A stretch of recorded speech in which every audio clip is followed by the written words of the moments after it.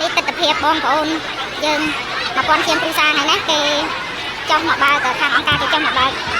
សម្ភារៈប្រើប្រាស់ហើយនឹងកញ្ចប់ថវិកាខ្លះប៉ុន្តែមិនដឹងជាប្រមាណទេព្រោះមួយខែហើយដែលមកស្នាក់នៅនេះហ្នឹងគាត់ទៅតែទទួលបានជាលើកទី1ទេអញ្ចឹងច្រើនទាំងអស់ទាំង1000ជាងគ្រួសារគឺបានទាំងអស់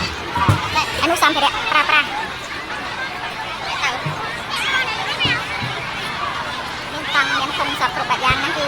សម្ភារៈប្រើប្រាស់សម្រាប់ចែកឲ្យបងប្អូនជនភៀសសិទ្ធយើងនៅខាងច្រកបឹងប្រគួនអញ្ចឹងនេះកញ្ចប់ថវិកាជាលើកទី1ហើយប៉ុន្តែតាមឮថាបានដូចជា$60ក្នុងមួយគ្រួសារចឹងមួយខែជាងនេះតែទទួលបាន$60ហ្នឹងឯង